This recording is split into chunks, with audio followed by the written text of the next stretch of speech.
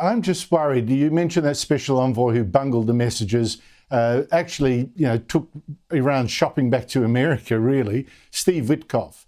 He was also involved in the ceasefire deal that's fallen apart between Hamas. He said that Hamas, they seem to be, decent people he could get on with. He thought that Putin was almost considered him a friend, and Putin is just stringing him along on Ukraine. And again, this guy goes back to the White House and says, all you need to do is give Putin 5 Ukrainian provinces and she'll be sweet. Now, the guy that you briefed on this, General Kellogg, who was the special envoy to Ukraine, argued against it. This Witkoff, he's a nut. I mean, how much longer can this guy be allowed to represent Trump before Trump looks like a laughingstock?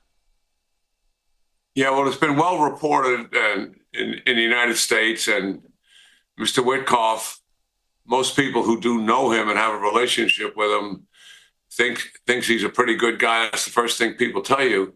But he doesn't have the experience to deal with these nation states on such complicated issues. I'm not disputing the fact that he likely was a very good negotiator dealing with business deals, but business deals are all about compromising to arrive at a position that is mutually beneficial to both.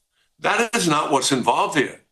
I mean, Iran started proxy wars in the Middle East, and they're trying to destroy the state of Israel.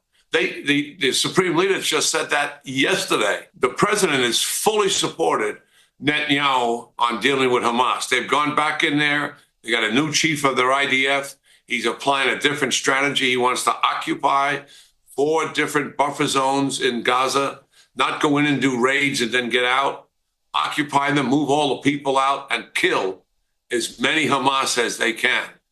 They've got a different plan that they're executing, and they believe because it is so aggressive that Hamas will give up the hostages. When it comes to Russia, I certainly wish that General Kellogg was in charge of that team doing the negotiations.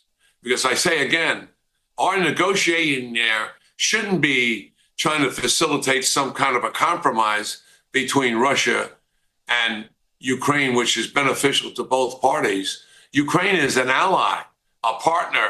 We want something that's very favorable to them at the expense of Russia. That should be the objective. And Russia is isolated internationally.